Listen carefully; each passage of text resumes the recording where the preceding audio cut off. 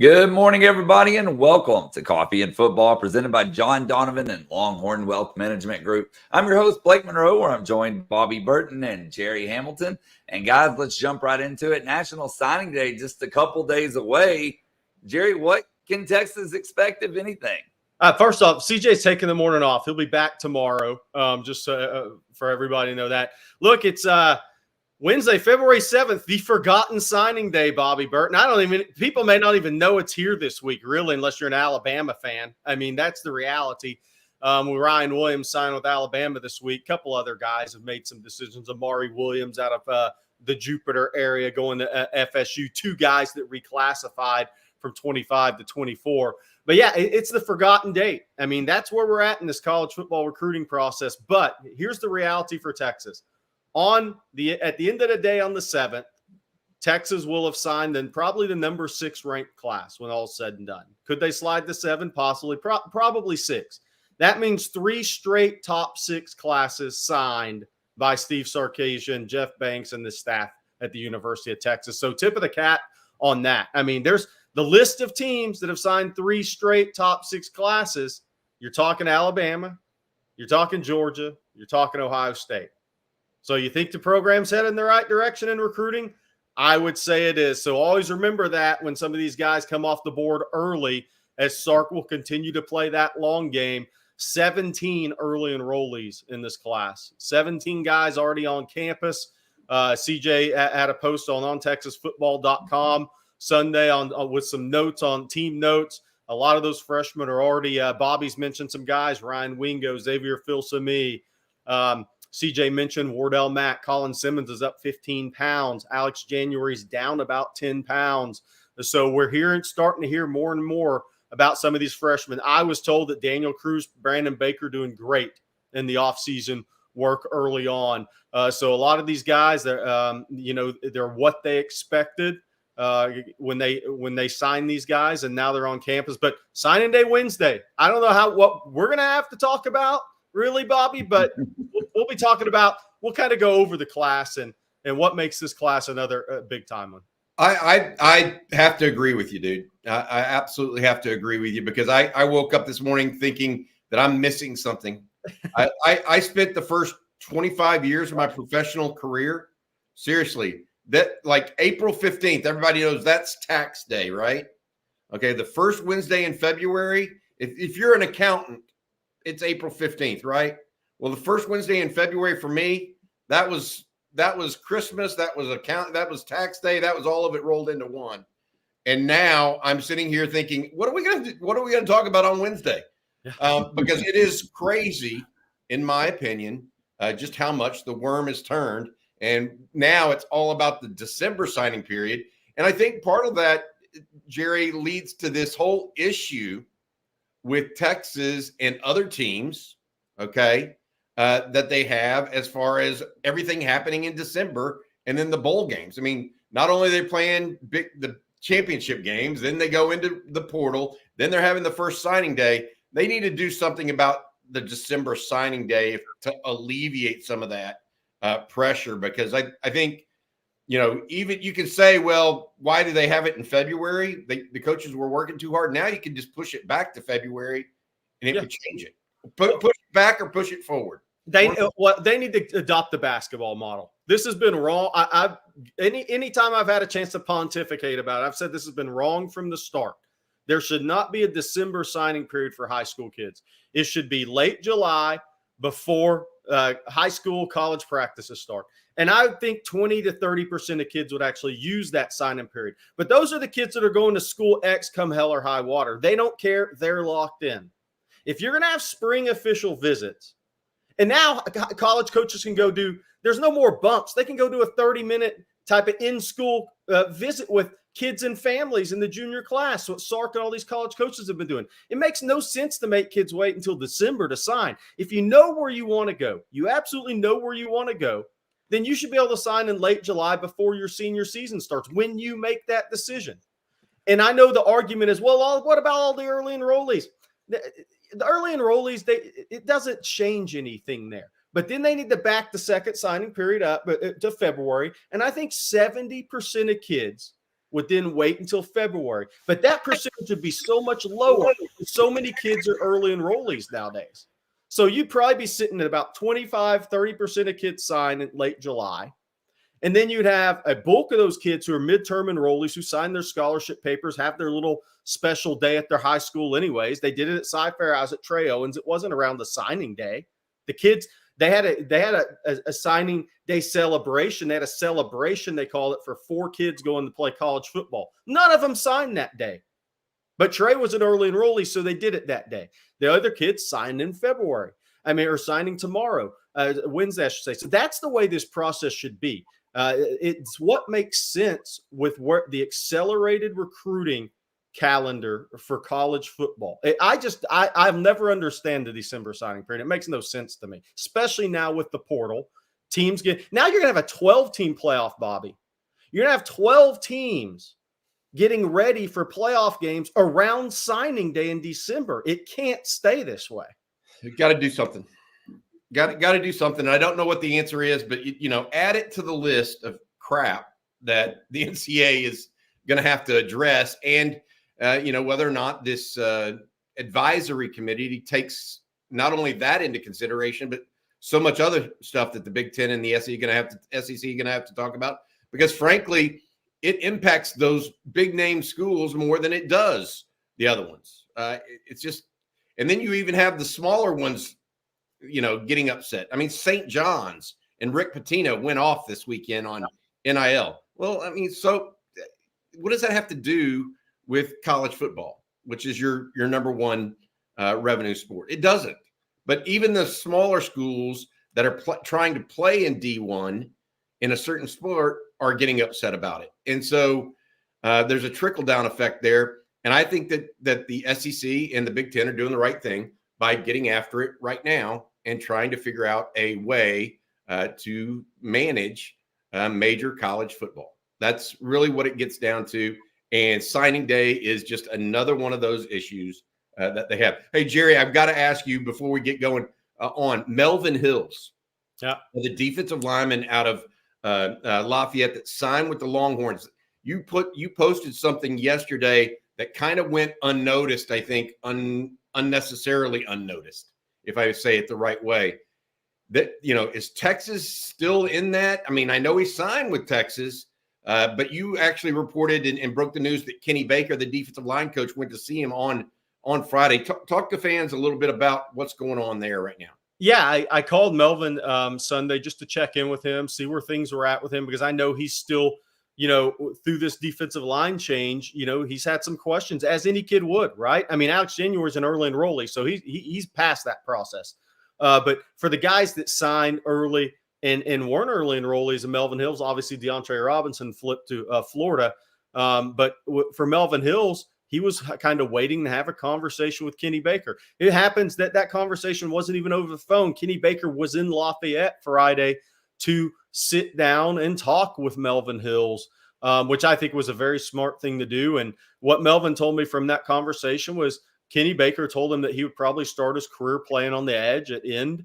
He's up to 280 pounds, and how quickly he adds that weight would be determined when he would move into being an interior player. What was interesting about that conversation is Melvin then told me that he's supposed to talk to Steve Sarkisian this week, which still left it open-ended, kind of if Melvin, his final decision will be Texas, or will he ask for a release? I think if the conversation goes well, I think Melvin wants to be at Texas. I think Kenny Baker alleviated some concerns he had. He said the same thing that some of the 2025 guys I've talked to have said. He really liked the energy in person, the kind of that excitement he has for coaching. It's similar to Tashard Choice, but not many people have Tashard's personality, to be clear. So I think that alleviated some concerns, answered some questions. I think this conversation with Steve Sarkisian, whenever that happens, will kind of be the final piece of if Melvin Hills will be at Texas or if he would ask for a release. But I think right now I think that was a positive conversation for Texas with Melvin Hills. Well, it's good to know. I mean, they hadn't been by yet. Right. And so that's good that Baker made it a point to go and see him. Yeah, no question about it. All right, guys. Well, we've talked about 2024, but what about 2025 recruiting? I know, Ole Miss, for example, expecting KJ Lacey to come on campus this past weekend. Did that happen? And are there any other things that Texas fans should be worried about when it comes to the current crop commitments? No, I think so. One of the things that KJ Lacey did not make that trip. He was actually photographed with Tavondre Sweat at the Senior Bowl there in Mobile. He also had a workout last weekend with QB Country, kind of around the Senior Bowl. So KJ Lacey, who's been working with David Morris there at QB Country since I think he was in the 3rd grade, same as Arch Manning, by the way. So KJ stayed in the Mobile area over the weekend. But look, we're at that point in time where you're going to see guys on campus. Well, you're not in February, but again in March, around these 7-on-7 tournaments. There's a big 7-on-7 tournament in Vegas over the weekend. Some kids that played on some teams there ended up taking an unofficial visit to USC around that. Brandon Brown, one of those guys. You're going to see this with these 7-on-7s. I was talking to a Houston area team Sunday over at CE King. He's taking the entire team on a visit to A&M and on a visit to Texas in March. That Texas visit will be March 22nd. Is Texas recruiting all those kids? No, they're not. Are they recruiting Keoti Armstrong and Kosi Akala, the 2026 linebacker?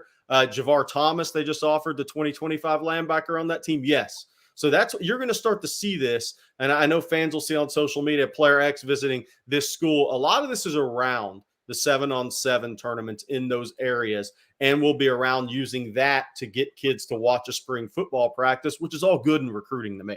I got to be honest. That actually tells me that's actually a good thing that's happening in the 7-on-7 football community if they're doing that. Because a lot of times in basketball, Jerry, they have these AAU tournaments everywhere. They don't go see the schools necessarily. You know what I mean? So I actually applaud some of the 7-on-7 coaches for doing that. I really do, because I think that makes it more meaningful, right? I mean, those kids are paying money to go and play in all these tournaments. Get them to see some colleges too along the way. So I actually applaud those guys. All right, Bobby, you put a note on OnTexasFootball.com this morning over on the forums about personnel changes, what Texas fans can expect as far as off the field hires. Can you give folks the rundown on that? Yeah, absolutely. So as of 2 weeks ago, Billy Glasscock was going to move into a GM role at the University of Texas. Whether it was going to be called a GM or what have you, I don't know. But what I'm being told right now is that Brandon Harris is likely to move into that same role and be elevated. He was the director of recruiting. He will move up. Okay. Likewise, John Michael Jones, who is currently the assistant director of player personnel, will become the director of player personnel. That's what I'm being told right now. Whether all of that happens this week or in the coming week or two, I'm not sure. In large part because a lot of the coaches are off this week. They're not even going into the office. Not all of them, but some of them are taking mini vacations to go see the family, or go take the wife and kids out for a vacation. They're trying to use this time because they are. This is a slow time for them. Next week, though, it starts back up in full with recruiting. Recruiting is ongoing, so you can take a phone call if you're sitting on the slopes of, I don't know, tell me where. But you can take a phone call. It keeps going on. But I'm hearing that those two guys will be elevated. I even confirmed that further this weekend. But into what position exactly and how Coach Steve Sarkisian opts to term that, or if he adds another piece to the puzzle, no real definitive idea there yet. But I do believe those guys are going to be elevated. Brandon Harris has been around Steve Sarkisian since the very get-go. He is the person that he tabbed to go on the road for him when Bo Davis left. Harris has been integral in recruiting from the get-go for Sark at Texas. And I think it's clearly he's one of the guys that's in that circle of trust, if you want to put it that way. As far as John Michael Jones, he has been a guy that's been behind the scenes for a long time, a graduate of the University of Texas, and helped kickstart, along with Bob Shipley, the walk-on program at the University of Texas. It's now become a much bigger and better thing over the years. So he's going to likely move into that director of player personnel role. Very interesting. All right, guys, before we move on to some questions, Bobby, I'm going to let you tell everybody out there about John Donovan and Longhorn Wealth Management Group. Yeah, absolutely. John's a proud Texas Ex's Life member who has served more than 15 years as a Texas Ex's board member. His wife and all 6 of John's siblings are also proud UT grads. It's this deep connection to UT that led John to brand his firm, Longhorn Wealth, and dedicate it to providing total wealth management for Texas alums, employees, family, and friends. The Longhorn Wealth team wants to welcome Jerry Hamilton back to Coffee and Football, as it is so great to have his expertise and passion back on the On Texas football team. Speaking of expertise and passion, that is exactly what John wants to bring to the table as a certified financial planner. He has spent more than 30 years providing investment, retirement, insurance, and estate planning services and solutions to his clients. Give John and his Longhorn Wealth team a call at 972-707-4900 or visit longhornwealth.net for a free 90-minute consultation to explore how they can help you maximize and protect your tax-efficient retirement income. Thanks, John. I like the shout out there to you, Jerry Hamilton. Welcome back, buddy. Yeah, thank you very much, John Donovan. Rocky Poor is making me laugh for one of his comments in the comment section there now. So, Seco Demai asked if I heard anything about 2027 quarterback recruiting. I have not yet, but I did run across a 2026 quarterback Sunday at 7-on-7, Grant Smith at Grand Oaks. Relatively new school up in Spring, 6'3", 205, has 7 offers. I think Baylor, Cal, TCU, SMU, some of those have offered him. I was told that A.J. Milwee is going to be by to evaluate him in person in May during the spring evaluation period. 6'3", 205, 10.5-inch hands. He's a pretty talented thrower, the foot passer of the football. Father was a linebacker at Sam Houston State, so has a little bit in the bloodline. So that's a 2026. What's his name again? Jerry? Grant Smith at Grand Oaks High. So he's one of the guys that they're evaluating in 2026. All right, y'all, we have a super chat from Burt Reynolds Jr. Thank you, Burt. And he says, who's the most underrated player on the 2024 roster? Ooh. It's a good question. Gunnar Helm comes to mind a little bit. Maybe he was. Jake Majors. Could be Hayden Connor. I mean, he started 2 years now, Jerry. I was gonna go with the different one. I was thinking that I was actually going to go with Cole Hudson because he's battled through injuries, but we're still talking about a guy who started 13 games as a freshman. And when he was healthy, was splitting reps with DJ Campbell while DJ was getting acclimated to a starter's role. I just wonder if Cole Hudson can stay healthy. And if that opens up the possibility to work Hayden Connor at some right tackle as be the third tackle a little bit next year, Cole Hudson could be a guy for me because he's also could be your backup center headed into the season. Defensive line, what do you say about somebody like Vernon Broughton? He really came on. Yeah. I think he is under, but these are starters. So it's hard for me to, Austin Jordan, I think, has a chance to play more this year. Just trying to think of underrated. Barron Sorrell would be that guy, but he started 2 years, Jerry. Right. He's going to be a 3-year starter. Yeah. Justice Finkley, maybe. I thought he played better this year, especially late in the year. That's interesting. Justice Finkley is a guy, Jerry. I want to talk about this for a second if you have a chance, because I thought about it the other day and I didn't follow up on it. I thought Justice Finkley was maxed out a little bit coming out of high school. He was so well prepared. Yeah. And so physical, and that he attacked the weight room like a champ right out of the gate, just like an adult, like not an adult, but more like an experienced player. I didn't know that he had any more improvement left in him, but I think we saw some late in the year, this past year. Yeah. I think we saw. I don't know if it was a light bulb come on with him or a better understanding of what he was trying to do and use his ability, but I thought he played better the latter half of this year. Can I throw one out? I didn't necessarily know he had it in him. Can I throw he had it in him? Ask for the 24 season. I'm going Silas Bolden. I had to think about this because of all the guys Texas got in the portal, he's kind of the least talked about guy. Him and Kendrick Blackshire, right? because he was out at Oregon State. And I think people, they know the numbers, but return game, had a punt return for a touchdown. He is fast. He is physical. He plays bigger than what he's listed at. And I think he's going to have a lot of opportunities in this offense with the personnel that are going to be around him. That's going to help make this a faster, more explosive offense in a lot of ways in the passing game. I'm going Silas Bolden. Fair. Wait a minute, Blake. You don't get out of this. Come on, Blake. What do you think? You don't get to just get out of this and be the. Man. I mean, I kind of like the Gunnar Helm answer too. But I don't know. I mean, that's a tough, very, very tough question. I want to go with whoever the punter is. But we don't know who that is. Maybe Maurice Blackwell could be another one. Yeah. By the way, Burt Reynolds Jr. had a good question there because it kind of piggybacked off what we were talking about the signing period. I think it was about 8. Yeah, I wanted to bring this up.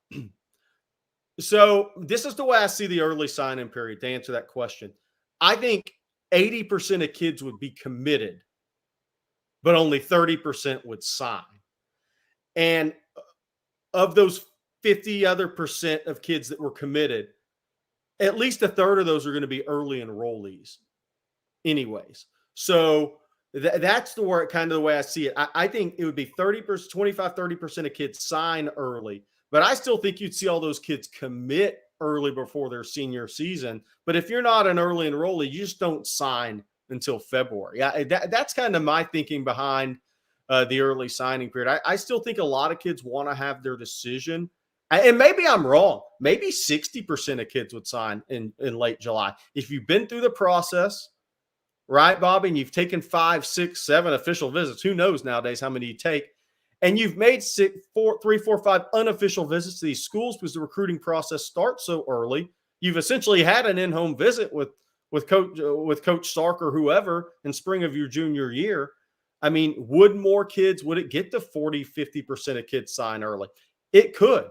But I know this is if 30% of your class signed early, that's 7 guys that the staff doesn't have to recruit like they're uncommitted.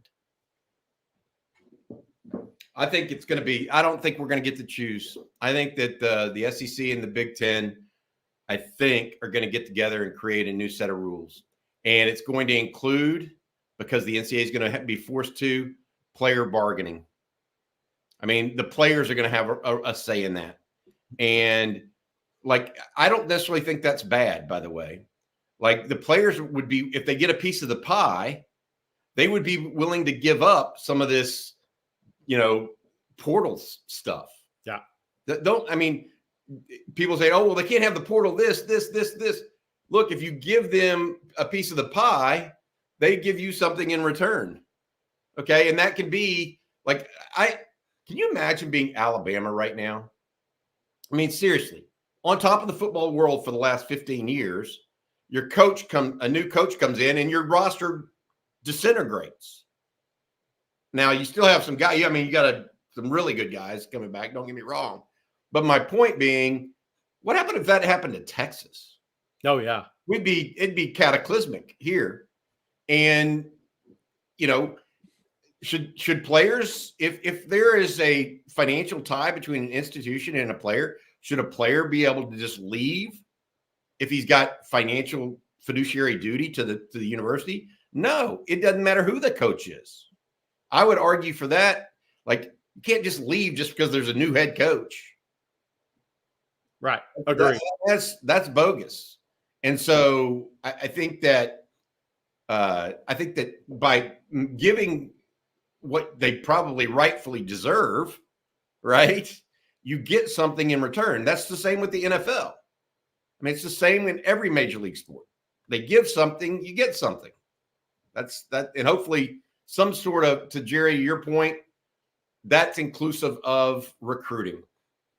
It's got to be part of it because, look, I talked to a legal expert over the weekend about this attorney general in the state of Tennessee and Virginia against the NCAA. And what was very interesting about that conversation is, first of all, the NCAA is completely going to get hosed, and they know it. Basically, this is the state's attorney generals of those two states knowing they have them they have the NCAA by the short hairs.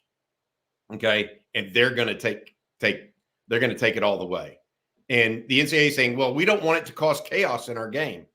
That's not how it works. If you're wrong, you're wrong, and you deal with the wrongness, right? But see, it's the NCAA wanting to piecemeal this all together again, and so they're going to get obliterated, in my opinion, from based on what I was told.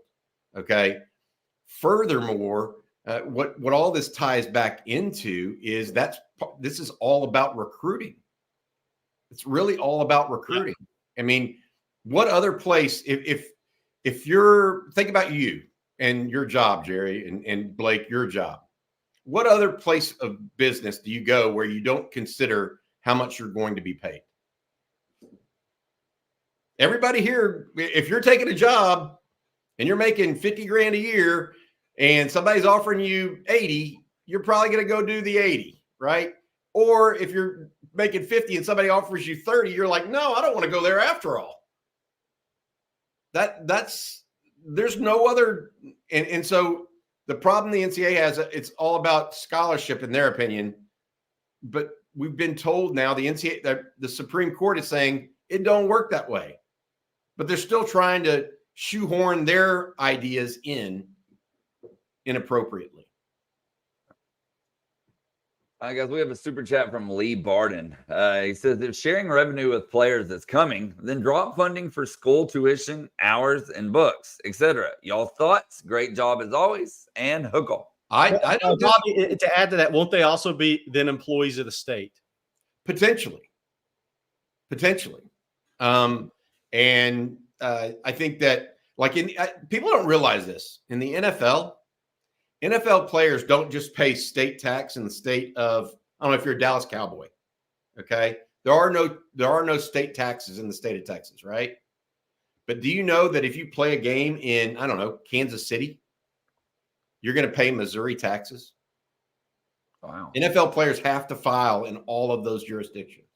I did not know that. Where they play a game. Yeah, it's crazy. And so will they be employees? They don't necessarily, there's a way that they don't have to be employees. They can be contractors. And the whole, what does this do to Title IX? I mean, that gets into a totally different discussion that I don't have. Frankly, I don't have the capacity to understand even. I have the capacity to understand it. I don't have the wherewithal to go into all the nuances of it. My take on it, though, is they don't have to have room and board and all of that other stuff, scholarship, etc., if they're paid. But will they likely do that? Yes, because that fits the mission of the universities they're attending, is my opinion. So I don't see them taking that away simply because that's the mission of the university. Okay, guys, we are going to jump over to the ontexasfootball.com forums and take a question. And I don't know what happened there. I'm just going to read it because I don't know what happened.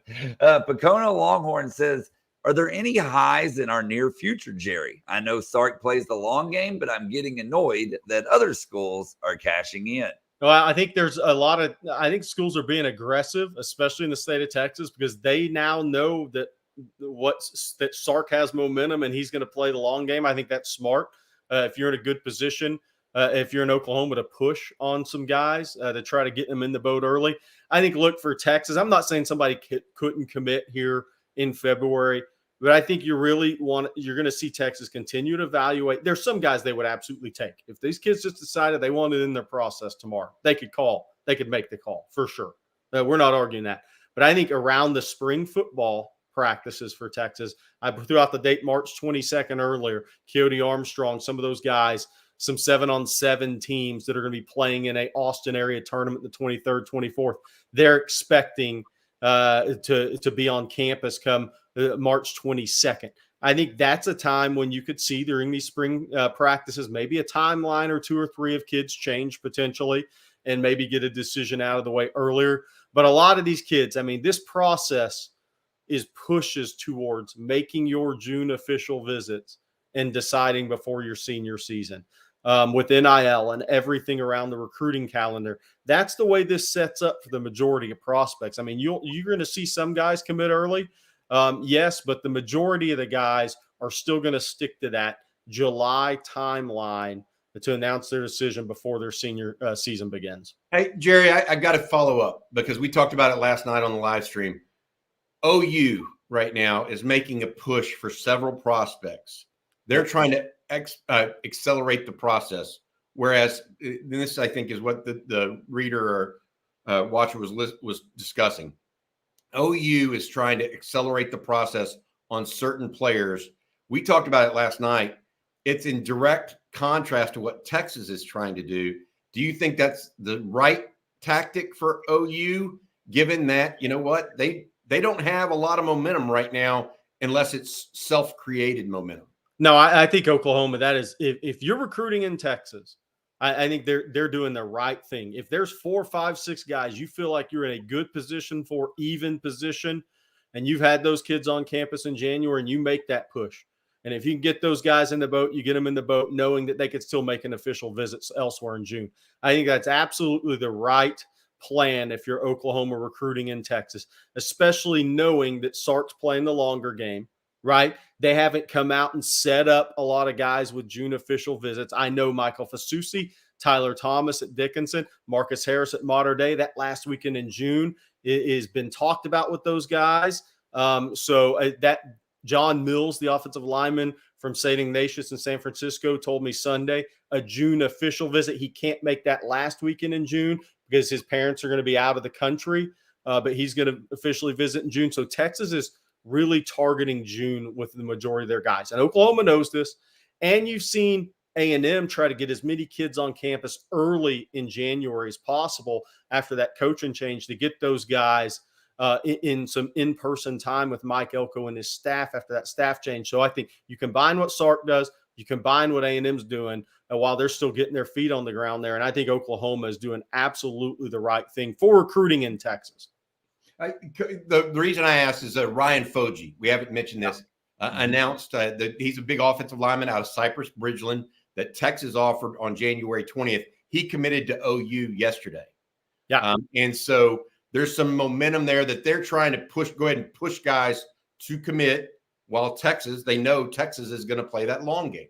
Yeah, and with Foji is an interesting one. And this is where we're talking about. If Oklahoma is even or ahead with the kid, they're making that push. Foji was a guy, and you tip your hat to Bill Bedenbaugh on this one. He was a 6'4", 230-pound defensive end as a sophomore on JV at Bridgeland. I was over at Bridgeland a few weeks ago. He's now 6'5", closing on 285, 16 years old, doesn't turn 17 until July. Oklahoma was his first offer last year before he was on the radar. That established a strong relationship with Bedenbaugh and Venables with Foji. So it's those type of kids that they identified early. They're trying to make a push with Jonah Williams on the baseball/football side right now. That's where Oklahoma's really working on Jonah Williams. But with Foji, you tip the hat. You give him credit. They identified a guy early. Bill Bedenbaugh identified a guy that said, this guy's got a chance to be really, really good. And I think Oklahoma's 100% right on that. If he's not a top 100 guy in the country, at the end of the day, I'll be surprised. His upside's really high. All right, guys. We have a super chat from Rocky Poor. And Rocky Poor asks, how does Texas hold on to running backs coach Tashard Choice? Well, treat him right. Yeah. That's how you hold, because he's got choices. Excuse the pun. People often say he's going to be an offensive coordinator somewhere. I don't know about that. I think he can be a FBS head coach, kind of like Stan Drayton. And I'm not saying just the G5. I think the more success Texas has, the more lower P5 jobs that could open up for Tashard Choice. I think that's his next move. And look, if you're Sarkisian, you want to win enough to where they want to hire your guys as head coaches. I mean, that means you have the right guys on your staff and you're having great success and you're having guys drafted and hiring Tashard Choice as the head coach at the Power 5 School X that's going to be promoted, as he was a guy and a key figure in Texas making 4 straight college football playoffs and having 8 running backs drafted and winning a national championship. That's all great things for the Texas program. I think head coach is his next move. I could be wrong. That's just what I think. I think that's possible. How do you retain guys like that, though? There's a culture among coaching staffs, too. I mean, we talk about culture as it relates to the players and the team all the time. There's a reason so few people have moved. Yeah. I mean, frankly, you don't think Kyle Flood, Jeff Banks, those guys don't have opportunities each and every year? Only Bo Davis now and the wide receivers coach.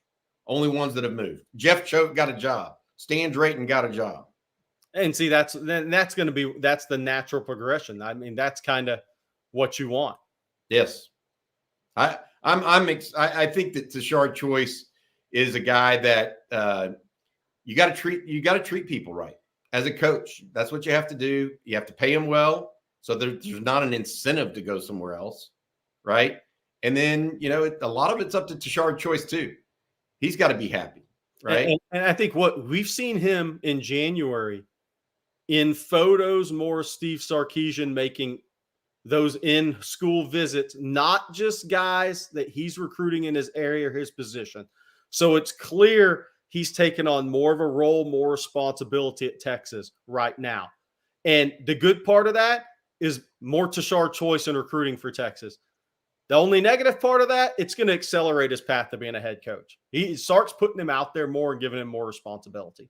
I agree with that. And that's and Tashard Choice wants to be a head coach. If he doesn't, what are you doing this for? He wants to be a head coach. All right, y'all. Well, we have a new sponsor. And Jerry, I'm going to let you tell everybody out there about that new sponsor, Joy Mode. Joy Mode, guys. I think I speak for most men when I say we want to have better sex. And for the sake of our partner, we may need to have better sex. The issue is that over-the-counter erection pills contain unregulated chemicals, suggest unsafe doses, and include the risk of several other health problems. That's why we've partnered with our friends at Joy Mode. Whether you're looking to spice up your intimate moments or increase your confidence in the bedroom, Joy Mode makes all natural and science-based supplements dedicated to helping men perform better across their core functions. The trademark product, the Sexual Performance Booster, is every man's solution for increased blood flow, firmness, stamina, and performance. It's like a pre-workout, but for sex. It comes in palm size packet, like your favorite electrolyte powder. Simply mix 6 to 8 ounces of water 45 minutes before sexual activity and watch the magic unfold literally. Redefine your intimacy and go to usejoymode.com for 20% off with code ONTEXAS, all caps. That's 20% off and free shipping with code ONTEXAS at usejoymode.com. Ingredients with integrity. That's Joy Mode. Jerry, we waited for you to come back. They wanted to sponsor in January, and I said no. I'm just telling you, no one can read those like you, quite like you, my man. Appreciate you for doing that.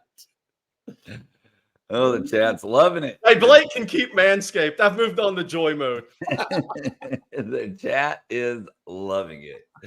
Oh, man. Okay.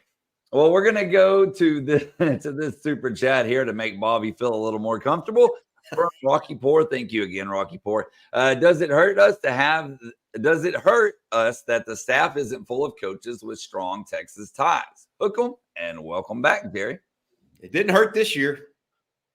Now, I don't think it hurts at all. I think Texas is I think this staff is popular with the Texas high school coaching community. I go back to a conversation I had with the former head coach, Steve Van Meter, who happened to play for my dad. So I've known him for years and years. He was the head coach at Pflugerville Weiss. And I went to school and saw him a couple of years ago. And we were talking about how a lot of college coaches come through, but not many guys will actually get on the board and talk football with you, where you feel like they're not just here for our players, But we actually learned something as a coach from the conversation and got something from the conversation more than telling them about our player. And he complimented Steve Sarkisian and Chris Jackson for that when they came by Pflugerville Weiss and they were looking at Adrian, the receiver, 2025 receiver, 2026 lineman. But he gave them a big compliment that he felt like after the conversation with Steve Sarkisian, he was a little better coach and there was something he was going to add to his program, his team, his offense. That's what these guys want. If a high school coaching staff will come in and not just come in and shake the hand, say, hey, where's your roster of prospects, have a 20-minute conversation about those guys and leave, you're in a really good spot as a staff. If you actually communicate football along with the guys you're recruiting, that's very popular with Texas high school football coaches, and that's what Texas staff is doing. Okay, y'all. This next question here is going to be from Jason Hernandez. And he says, the top 5 stars in Texas have committed elsewhere. What's going on there? It's hard to see other top talent from other states leaving those states, but it looks like ours still are. Well, I think that a little bit of perspective on this. Georgia's on top of the college football world. Even though they didn't win it this year, they won, 37-30? I lose track. Out of the top 10 prospects in the state of Georgia, they've signed 4, 3, and 4. So they're on the same trajectory Texas is on in the state of Texas. I think Texas signed 3, 4, 3, whatever that number is, top 10 rankings, whatever rankings you want to use.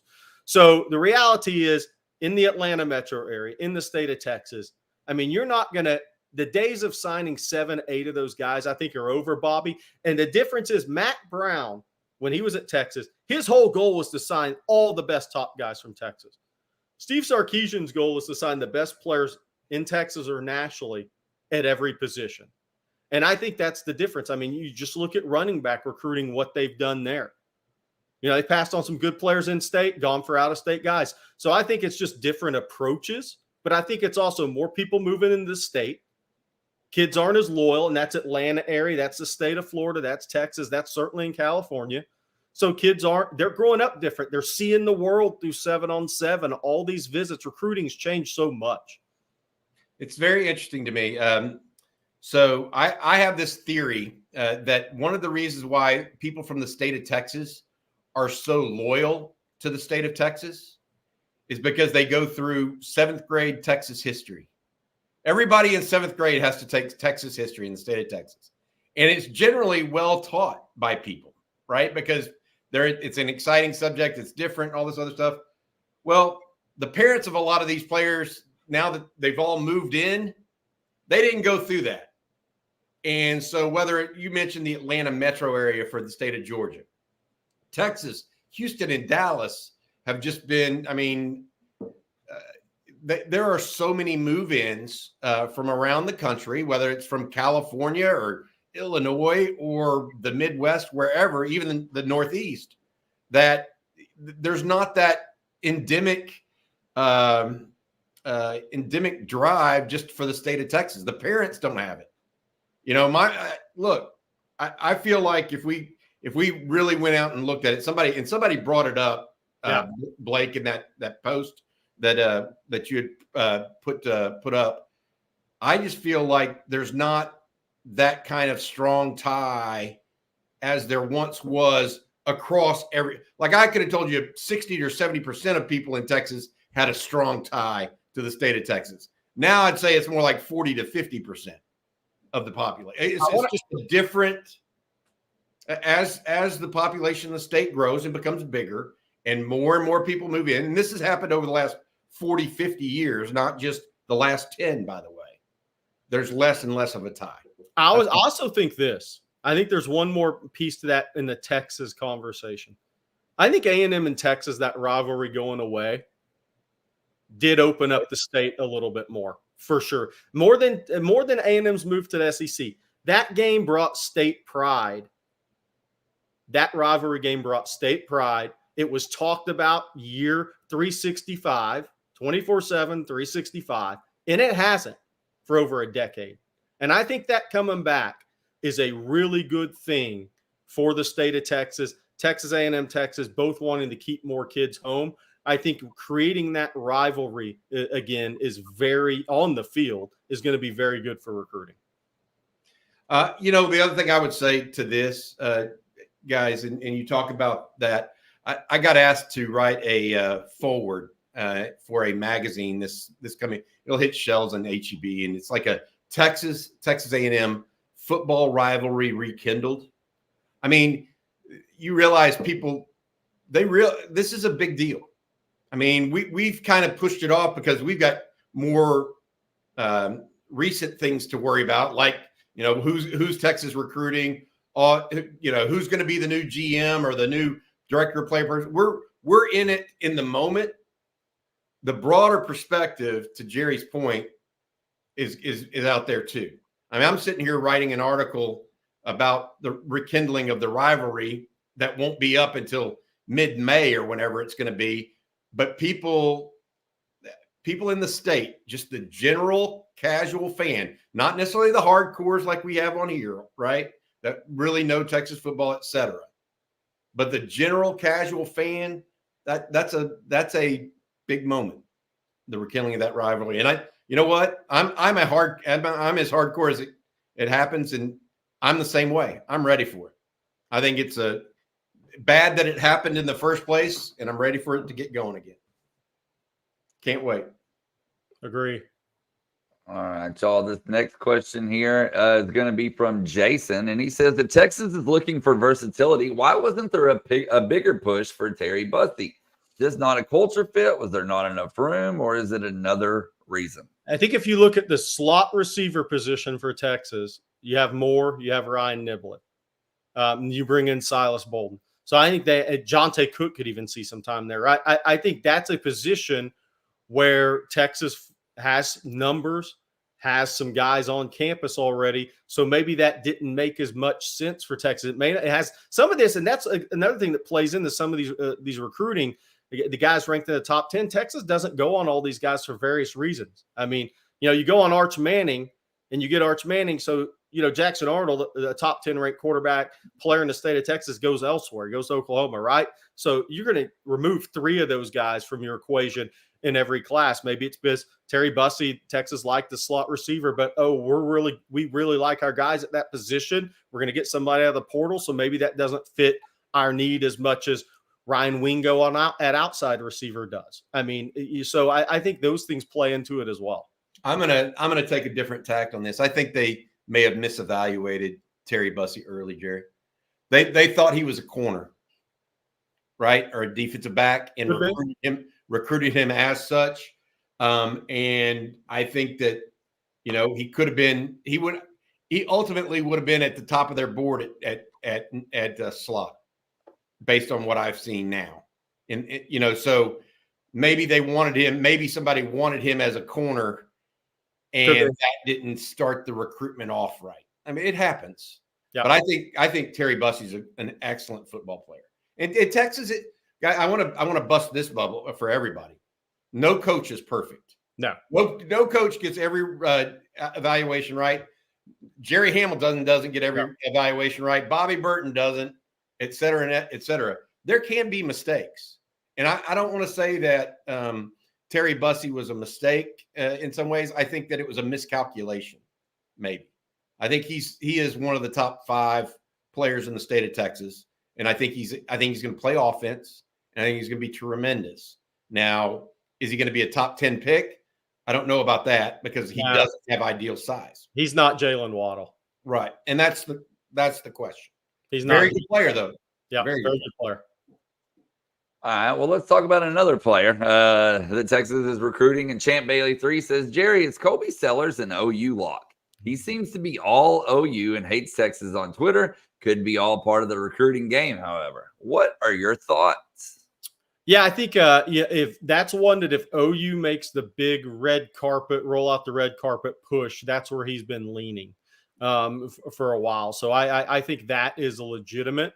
There was some when I was by Shadow Creek earlier in December, there was a point in time where Oklahoma maybe wasn't in contact as much as some other schools. I think that's changed again. Now, obviously, Colby Sellers has been to Oklahoma a number of times on unofficial visits. But I think that's one where Oklahoma has been the favorite, especially during the season. And then we're going to talk about 25 class of 25 DBs in general. Space City Wrangler says, I have a good read on every position group for 25, except for the DBs. I had Antoine penciled in, but he's now LSU bound. What's the number for 25 and who are the coaches after? It's a great question. Literally, I just texted Jerry, don't forget about Caleb Chester from Fort Bend Marshall. Jerry, you wrote today that Cade Phillips, young man out of the Houston area, not likely for Texas because Texas hasn't offered. Right. Who are they really? I mean, Blake Gideon and Terry Joseph were both in Arizona this past week. Yeah. They were in Atlanta. I don't necessarily think they're just looking in Texas. No, they're not. And that's the thing. They've offered safety out in the Tampa area as well. Right. I mean, so they've tried on DJ Pickett, the 5-star safety out of that Tampa area in Zephyr Hills as well. But yeah, I look in state. I mean, look, they just offered Cortland Guillory, a kid from Kleino. And some of the problem with the accelerated recruiting process is those early rankings come out. So when a guy pops onto the radar like a Cortland Guillory at Klein Oak, and he's not ranked by anybody, people are like, well, how good is this guy? Well, he's really good. Cortland Guillory is really good. So my point is Texas is continuing to evaluate this position. You look at a kid like Jaden Sanders at Kilgore, who they brought in for January 20 junior day. I think is a top 150 type kid in the country. I think he's tremendous. His offer list hasn't caught up with it yet, but I think it will. Obviously, his father was a really good player at TCU. His mom was a track, I think, All-American at Houston, or 3-time All-Conference track sprinter at Houston. So there's a lot of really good DBs in Texas this year. Texas hasn't even offered a guy. Like you said, Cade Phillips was disappointed to get that offer January 20th at junior day, so it's setting up as more of an A&M versus LSU type of recruitment right now. But look, Dorian Brew at Conroe. Texas will recruit Jonah Williams probably through the whistle at Galveston Ball. And you can go down that list, and they're in on a number of guys. I think they're going to have more offers this spring at this position ahead of June official visits. They've also offered a couple of guys out at Mater Dei. So this is very much nationally recruiting at the defensive back position. I would add one guy from the state of Arizona, Rylan Dillard Allen, goes by Batman. Just remember that one out of Mountain Point High School. There. Well, he better be fast and good in coverage if you're going by Batman. I don't want to speak for Rod Babers, but I have a feeling Rod would say something similar. I have a feeling that on his Twitter account, he put down that he ran an electronic 4.298 40-yard dash. He does have video of that on his Twitter. Yes. That was indoors. And he has the screenshot of the actual and that was indoors, so you can't say it was downwind. No. Unless they have a great air conditioner. Let's be one hell of an air conditioner. But my point and Jerry's point to the overall picture of DBs, we're used to looking so strong in state. We don't know how strong those ties yet are with some of those out-of-state guys. Yeah. Dorian Brew, Cortland Guillory, Caleb Chester. They could be almost all Houston area guys, by the way, Jerry. Santana Wilson wasn't on the radar at this time last year. That's right. Publicly. Yep. Emmanuel Villafranco says, I get the long game that Sark and staff play with recruits, and that's okay. But does he generally get in on recruits later than usual compared to other schools? I think some, but I think the majority they're on, and they stay on those guys. But I think the one thing I like is that the evaluation process continues. You look just about the kids we talked about in Arizona there, that Terry Joseph, Blake Gidding went out to see those guys in January. The crazy thing is, where as accelerated as recruiting process is, now a January of 2024 offer feels late on 2025 prospects. And I don't think that's truly the case if you're a blue blood power program. I think Texas is working from a position of strength, and I think they know that. I think they know they have the ability to get more kids on campus. I think you saw that for the junior day, which there was 150 kids combined 2025, 2026s, which to me was more of an evaluation event as much as it was a recruiting event. and then you're going to see it throughout the spring practices as well. So no, I'm not concerned at all about Texas recruiting. I'll say that. I think they're doing a great job in the evaluation process, and I like that they're continuing to evaluate guys. Kenny Baker's just now getting started in 25 class. If he doesn't offer 2 or 3 guys in the Peach State, Georgia, this spring, I'll be surprised because there's so many good D linemen in 25 in Georgia, his home state. If Texas doesn't offer a couple more guys in Florida, I'd probably be surprised. But I think where Texas is coming from, making the playoff ahead of this move to the SEC, 3 straight top 6 classes, the notoriety of players in the program, the Arch Mannings, Quinns, all these guys, all the draft picks are about that. But you think Texas is selling recruiting now? Wait until after the NFL draft this year on social media and when they go out for the spring evaluation period. I think Texas is doing exactly what I would be doing in recruiting. Now, we could be wrong, but they're taking the same kind of mindset that I'd have if I was Texas right now. Okay, guys. Charles Walters says, is there any back channel credible chatting concerning the potential for some high quality interior defensive linemen entering the transfer portal in April? If so, what are your opinions of Texas' chances of picking up 1 or 2? That was I think question. I don't know about. Look, they're going to be back channel communications nowadays with agents and whoever. Okay, but can't be with a direct person for the University of Texas. That being said, I think it spoke volumes that Kenneth Grant, the defensive lineman out of Michigan, followed Steve Sarkisian and a number of other people right after Jim Harbaugh was let go and his strength and conditioning coach was deciding to go to the Chargers as well. I think it's going to happen. I think we're going to have to wait until some guys enter the portal. I mentioned this yesterday.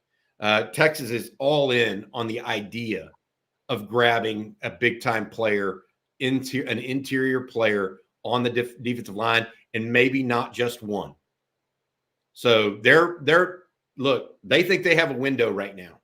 Texas does, and they're going to try to exercise that, and they do. They've got 2 quarterbacks, guys, probably 3. The next 3 to 4 years for Texas is a window. You have Quinn Ewers and Arch Manning. If that's not a window that you can compete with anybody, I don't know what to tell you. So you better get ready. You don't have those kind of quarterbacks each and every year. We've seen that for a decade plus.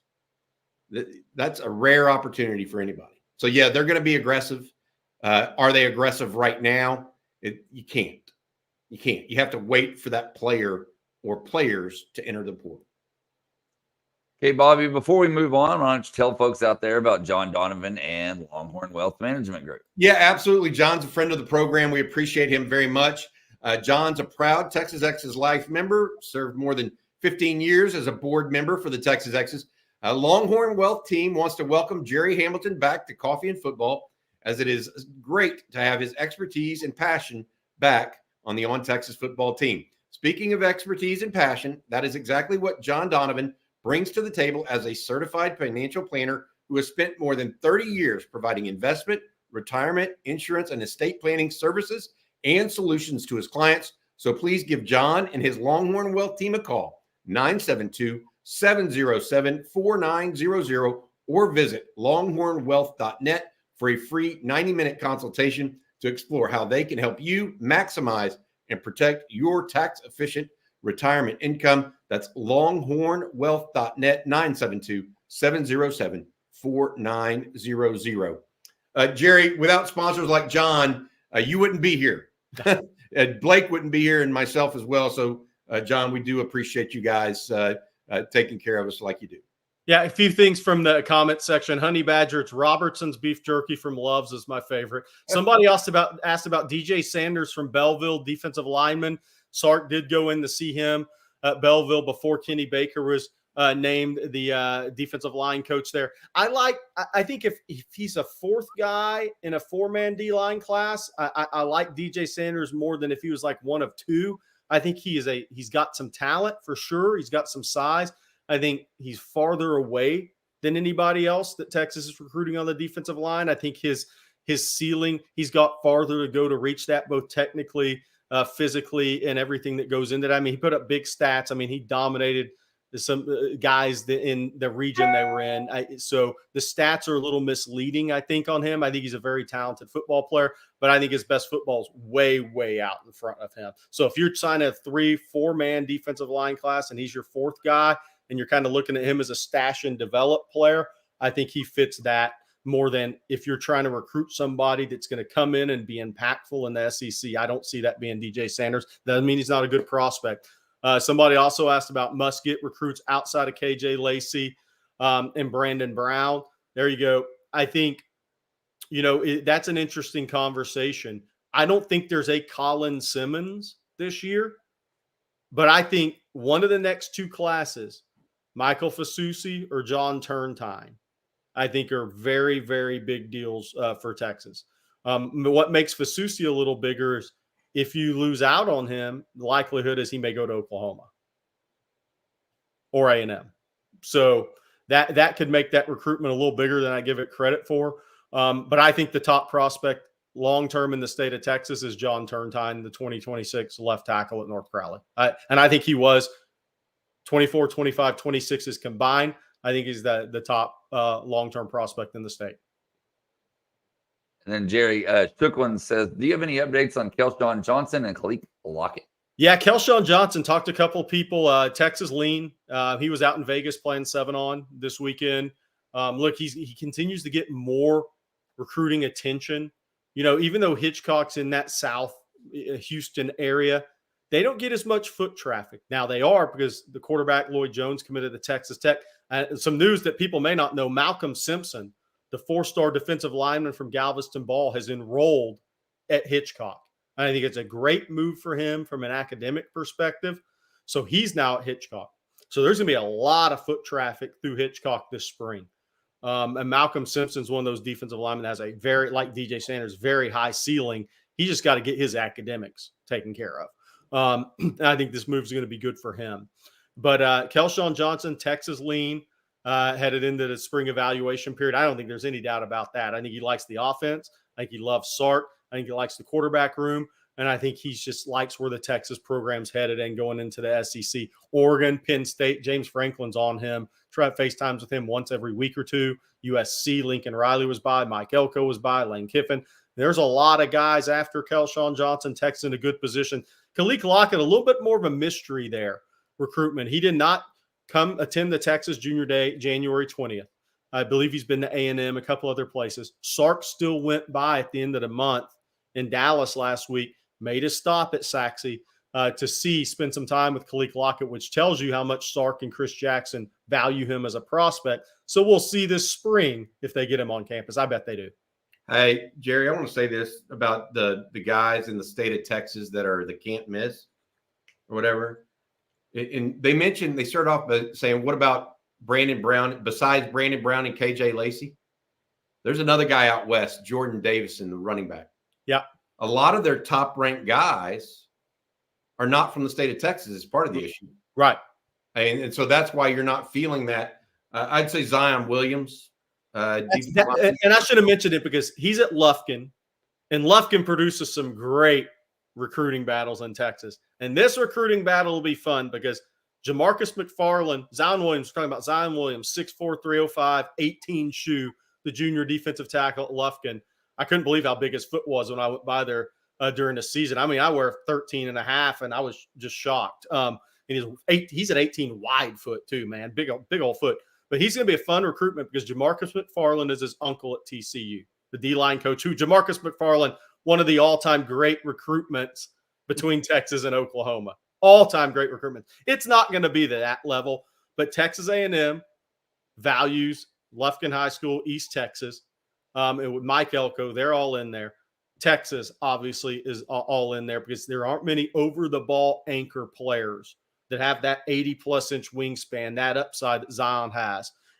And then he turned down the Texas Junior Day January 20th, partly because they didn't have a D-line coach, and went to LSU. Bo Davis has been by the school. He's all over him. Georgia's offered. Alabama, the new staff, we'll see what they do. The prior staff had offered him. But this is going to be an SEC battle in Lufkin for a over-the-ball defensive lineman with SEC size. And it's going to be a fun recruitment because anytime you get connections to a school, like a Jamarcus McFarland. You're going to have Oklahoma try to get involved. But you have A&M, Texas, and LSU converging on East Texas for a high 4-star player. Those are good recruitments. They're fun. That's why we like this stuff. Two other guys in state to mention as not necessarily ringleaders, but guys to talk about. Riley Pettijohn out of McKinney, the linebacker. Bo Barnes, linebacker out of Skyland. Yeah. Those are two other names to just kind of throw in the bucket. Yeah, no doubt. There is a ton of depth at linebacker in Texas in 2025. And that's not always the case. As we've moved to a predominantly spread football state in Texas, we kind of lost some of that. Those linebackers play undersized edge guys to get after the quarterback, right? But this is a tremendous group of linebackers. Riley Pettijohn at the top, Bo Barnes. Every college head coach has been, feels like has been through Dallas Skyline to see Elijah Bo Barnes. He was at Oklahoma this week, and he was at Texas. He's been to A&M. Ryan Day, Mike Norvell, they all stopped by the school at Skyline. Those two linebackers are about as good as you'll find in the country in this class. I think Riley Pettijohn's probably a Texas lean over Auburn, FSU, A&M, some others. I think Xavier Filsaime being at Texas helps a little bit there. Bo Barnes, Peter Jenkins is linebacker coach at Dallas Skyline. Does that mean he's going to Texas? I don't think it does, but every time Elijah Bo Barnes sends me a photo of him with other coaches, he has Texas wristbands on. That's always kind of interesting to me. I think he likes Texas. Does that mean he's going there? No. But I think the linebacker group in this state is so deep. I love Jonathan Cunningham at North Crowley, who I was really happy Texas offered that guy. I thought he was way under-recruited, under-offered guy. He's 6'2.5", 185, 190 pounds, but 79, 80-inch wingspan, super instinctive guy, very smart player. He's starting to blow up. So more people will be offering him now that Texas did. Then you saw Javar Thomas at Aldine Nimitz offered, I believe that was Friday. Again, there's a type Coach Nanson's offering right now, those long-levered 6'2.5", 6'3" guys that play outside linebacker in this class. So that was another offer by Texas. But there's so much depth at linebacker. And we're going to be talking about a lot of those guys in the state because there's a few positions where if schools evaluate well, you're talking Texas, Texas A&M, Oklahoma, LSU, they're all going to get really good players at D-line, offensive line, linebacker, DB, and wide receiver out of Texas in 2025. All right, y'all. We're going to take a couple more questions before we get out of here. We got a super chat from Edmund Lee. He says up to 36,000 subscribers. That's right. Thank you all for subscribing and tuning in each and every day. We appreciate it. Excited about seeing how the spring game looks. Good morning from New Braunfels. Hook 'em horns 2024. I spent a lot of summer days on the Comal River. I don't know about you guys. Yep. Yeah, I love New Braunfels. If you haven't had a chance to go down there, that kind of brings me back some memories for me. Hey, by the way, maybe is this the most anticipated spring game for Texas since 2004? Oh, wow. I think Quinn's first year was pretty exciting. People wanted to see the new toy, right? You know what I mean? I think this one's going to another level because it's going to be Quinn and Arch taking the majority of the reps in the spring game. That's true. Ray Owens will mix in. But then you have two starters from Nick Saban's playoff team rolling right in, tight end, and wide receiver. I just think people are going to want to see Savea on the D-line. They're going to want to see Kenny Bryant. Coaching Kenny Baker, coaching D-line.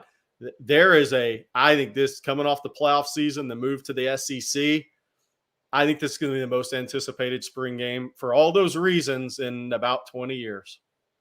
It's time to have a party on spring game. We're going to do it. Yep. We're going to do it. So we'll make sure everybody knows what we're doing for spring game and love it. What do y'all suggest looking for in the spring game? Interior defensive line, linebacker. I think it's going to be David Benda next to Anthony Hill, as well as Mo Blackwell. And then maybe the biggest piece for me for spring, because I actually kind of have a feel for what they have at defensive tackle, is how they're going to manage the secondary. Where does Makuba go? Does Jahdae Barron actually play some corner, or is he playing safety more? I think that of all of the positions, how Sark deploys the wide receivers, I've got a sense that he's going to mix and match everybody, and they're going to kind of be positionless except for the freshmen like Ryan Wingo, Jerry, and Blake.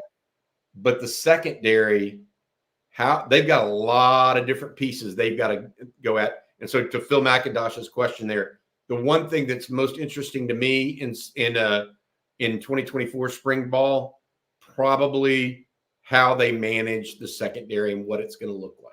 Yeah, I agree with that. And by the way, that kind of factors into the spring game this year. 17 early enrollees.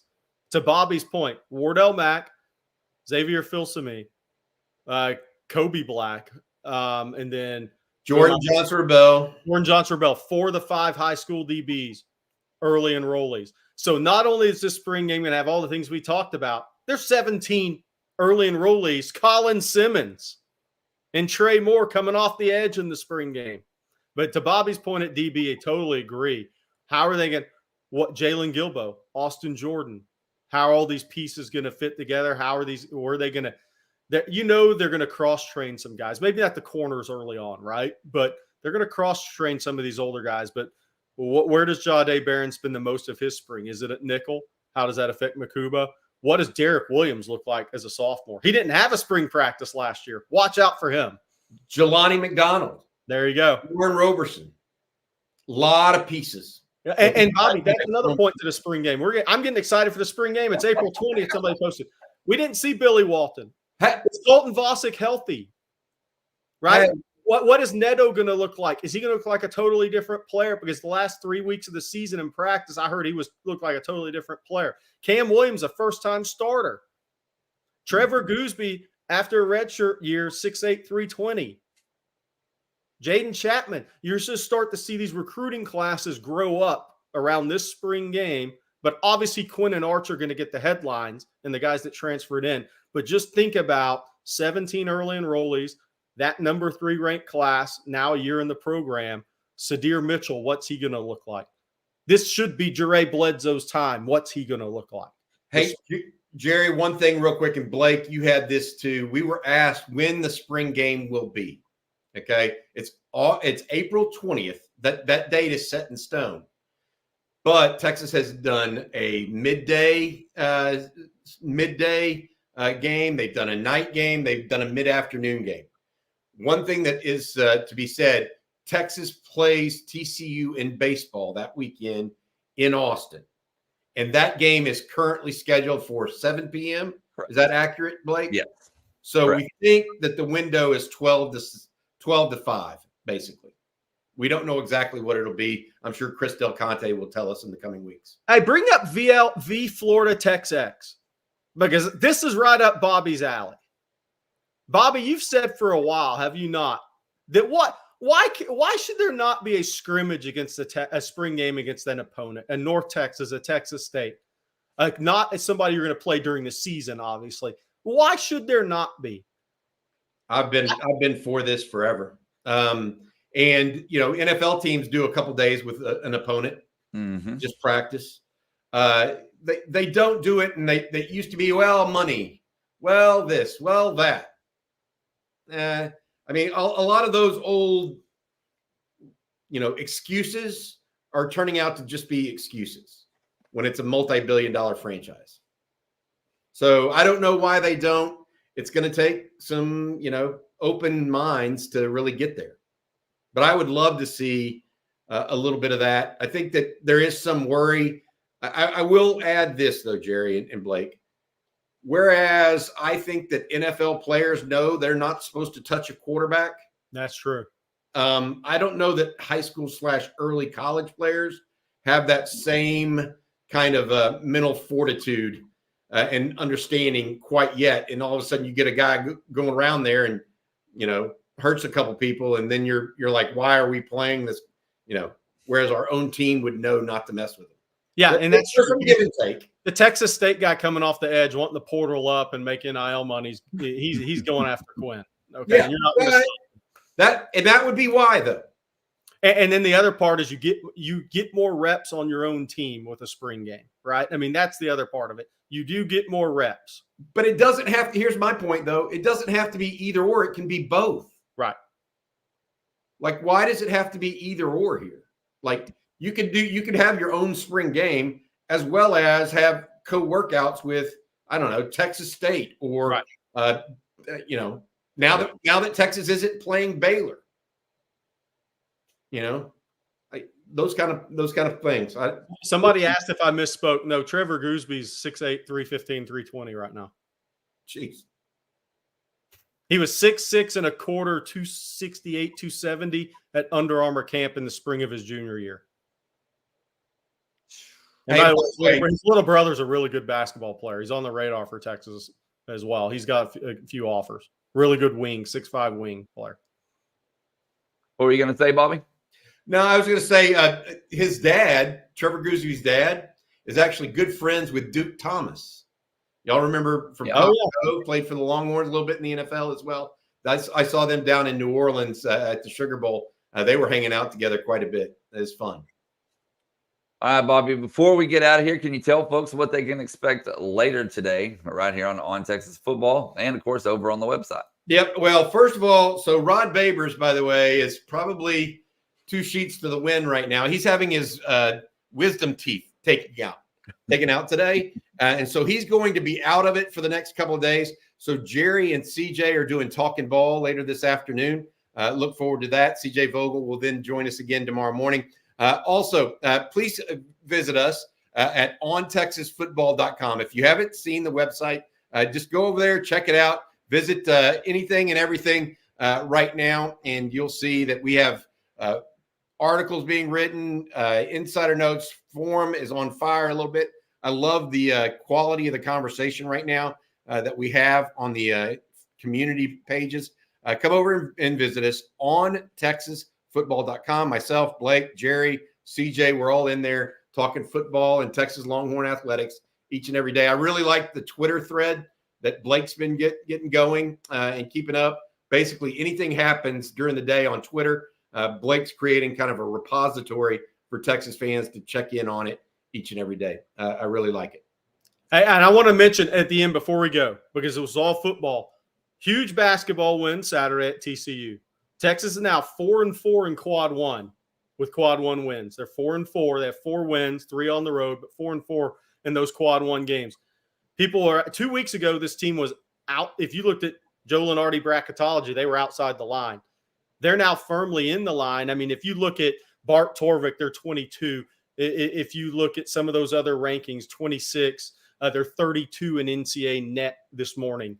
So they're firmly in the NCAA tournament right now. But there's 4 games coming up for Texas. Iowa State at home tomorrow. If you're in Austin, want to see some great college hoops, I think it's going to be a hell of a game now. Texas gaining confidence. They're playing through Disu and Asmus as they have to, because if they do that and everybody plays complimentary off those guys, they can score 75 in talent neutralized situations on the road or to neutral court in the NCAA tournament. They're starting to get this thing together, and certain Kendall Weaver defensively, I think, is taking some pressure off of Hunter and Asmus on the defensive end a little bit. But that 2-man game with Disu to close out games and Asmus is so big for Texas. But if they can beat Iowa State, which they haven't been good at home, let's be real, they have some bad losses at home. But if they can get over the hump at home and beat Iowa State, then you have West Virginia at home. You have a chance to go on a little 3-game win streak and get over 500 in conference. Now you're going to Houston, and they're going to bully you around. That's not a good matchup. But then you have Kansas State at home right after that. So there's a 5-game stretch coming up for Texas. If they can build off this TCU win on the road, they have two quad one games in a row coming up, or 2 quad win games out of the next 3. If they can win 3 out of the next 4, suddenly they go from outside the tournament to a team that's going to be on the 6, 7, 8 seed line, probably 6 or 7. That's how fast things can change in the Big 12. What about, hey, didn't baseball have the alumni game this weekend? Dude, the team beat the alumni, right? Everybody's acting like that's a big deal, Blake. Is that a big deal? That is a big deal. I mean, because obviously the alumni, especially in Texas' case, is full of MLB players, active MLB players. I mean, just a loaded team, talented. And, the Texas team came in there and put it on them. The alumni got an early start. And then, it was just a great game. But the season starts Friday, and then we got a special guest on Friday as well who will talk about that with us, and it's gonna be a good one right here on Coffee and Football. Hey, and by the way, for the high school football fans out there, and there's thousands on this channel, the high school track season in Texas got moved up a week. The state meet, everything got moved up a week. So the track season actually starts this Friday. A lot of teams had practice meets last Thursday, Friday. The track season in Texas begins this Friday. So we'll start to talk about some of that, who's putting up some numbers early on. But now a lot of kids will be transitioning. That transition from basketball to track now hurts those kids in basketball, like Kelshawn Johnson at Hitchcock, who's Hitchcock's favored to go to state tournament in basketball again. So that may set some of those guys back, some of those sprinters that also play basketball. But the track season begins this Friday. So you're going to see some of those throwers, I think, start to put up some guys that were in the 40s last year that we talk about here as prospects may start to inch closer to hitting that magic 50 number throwing the shot. Okay, guys. Well, that's going to do it for today's edition of Coffee and Football. We got to thank John Donovan and Longhorn Wealth Management Group, along with Joy Mode, for sponsoring today's show. Thank you all for tuning in. The great questions. Sorry we didn't get to all of them. There were so many good ones, but be sure to join us tomorrow morning, and we'll try to get to as many as we can. So for Bobby Burton and Jerry Hamilton, I'm Blake Monroe, and we'll see you tomorrow morning. Hook 'em.